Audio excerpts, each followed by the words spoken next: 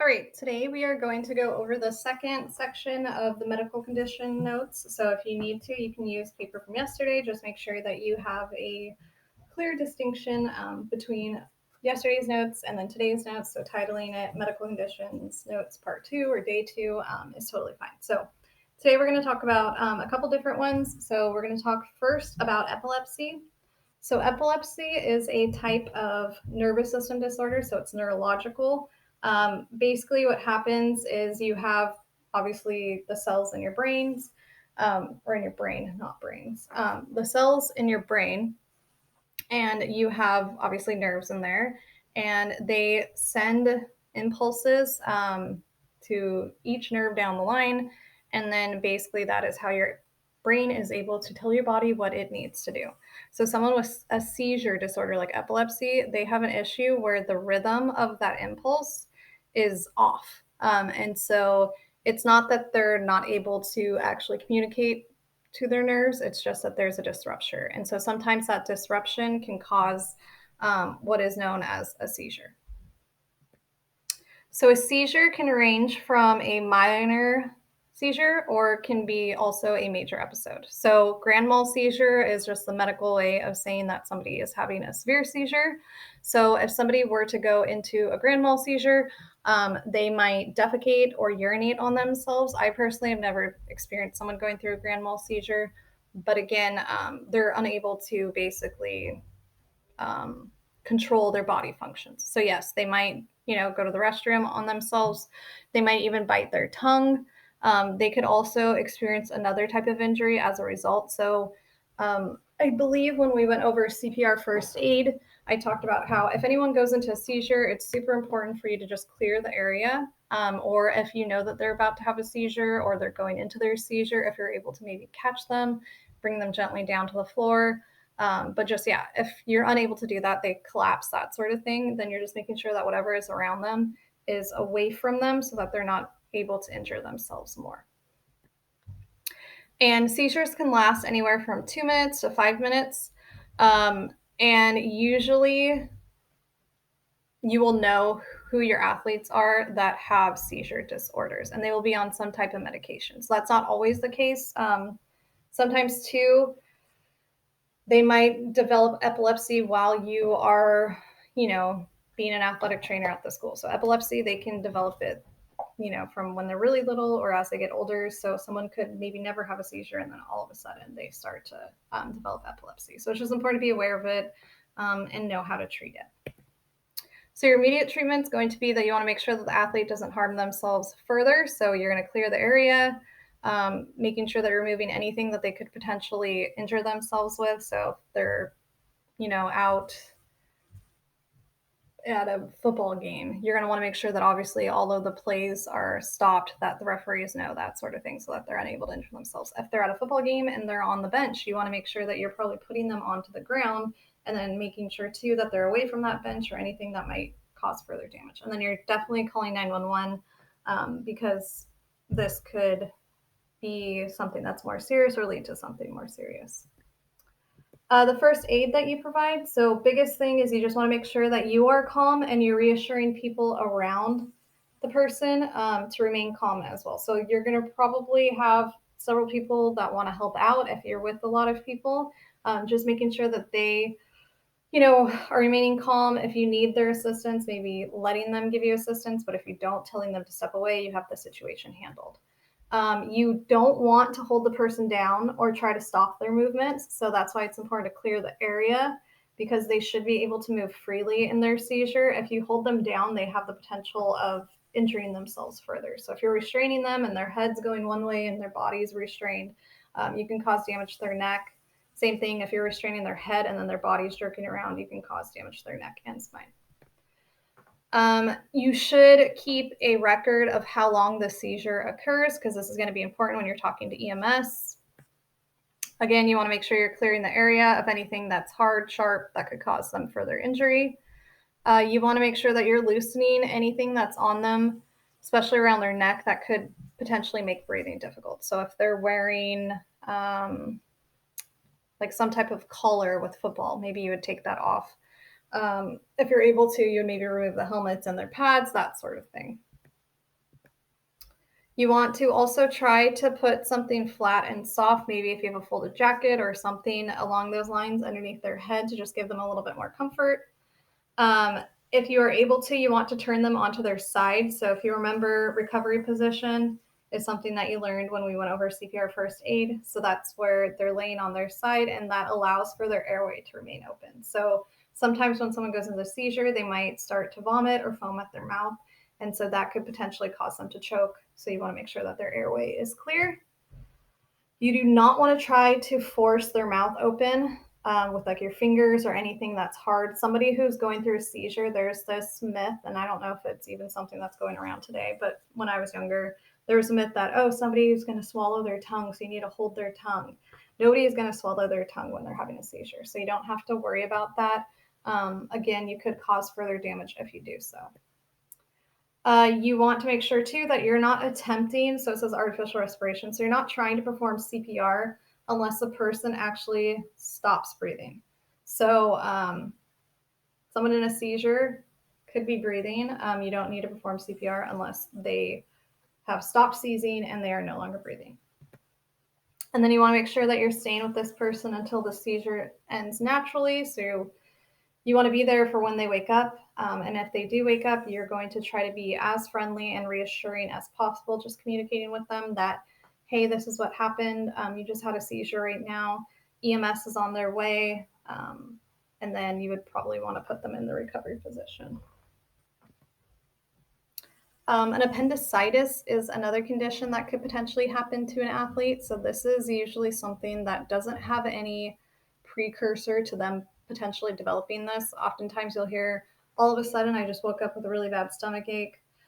It was excruciating, and it typically will get worse in a few days. So if somebody is complaining about pain, like in their lower abdomen, especially on the right side, that can indicate that they're having an appendicitis. So if you're ever unsure of anything, it's always important just to refer.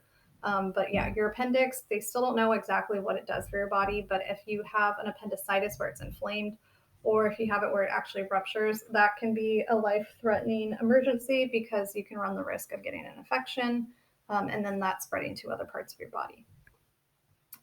So symptoms, so this says intestinal flu virus. So it could be like any type of flu if you've ever had it, where you might have diarrhea, you might have vomiting. Oftentimes people with appendicitis, one of the telltale signs is not only that pain in the right quadrant of their abdomen, but they also will have a fever. So fever indicates that your body is trying to fight off something. It's a sign of you probably having some sort of infection. So if you're having any of those telltale signs, they will often give you a MRI or a PET scan to just determine whether or not you actually are having an appendicitis. And then the symptoms with appendicitis, they occur quickly over a period of 2 to 3 hours. Oftentimes the person might feel relief by bringing their knees to their chest. So I've never had an appendicitis. One of my really good friends just had one a couple months ago. And she was saying how she woke up just with excruciating pain.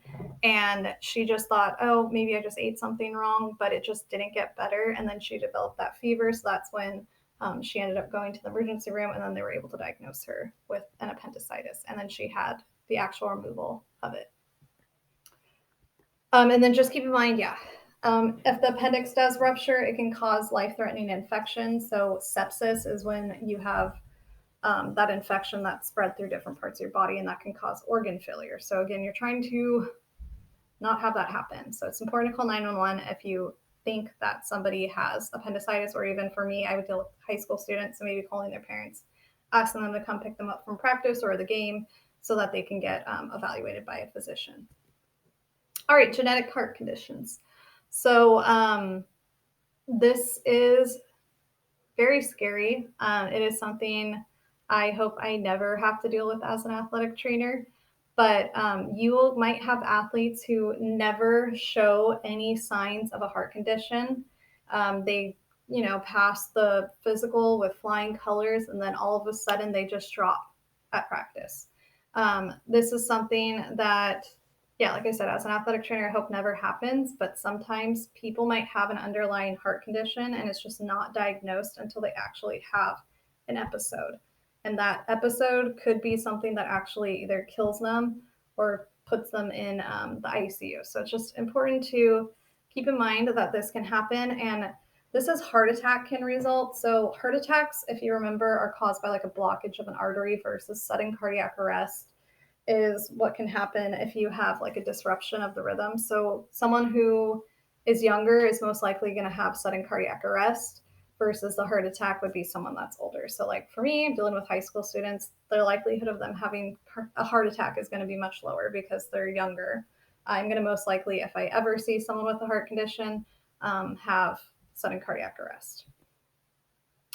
I've talked to you about how you could have commotio cordis, which is a heart condition where basically somebody gets a direct blow to the chest, and that can actually cause their heart to go into an arrhythmia, and then they're unable to obviously function correctly, and then they just collapse. So if anybody goes into cardiac arrest, sudden cardiac arrest, you want to make sure you're performing CPR right away and you're contacting EMS as quickly as possible because every minute matters.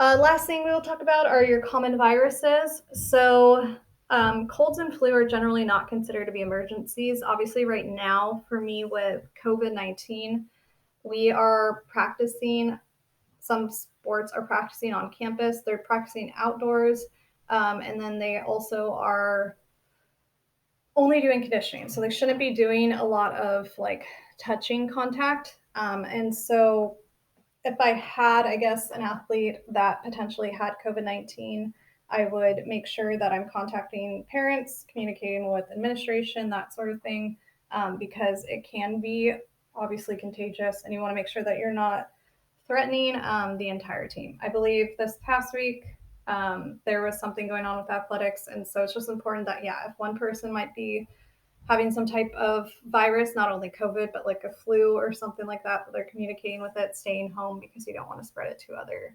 members of your team.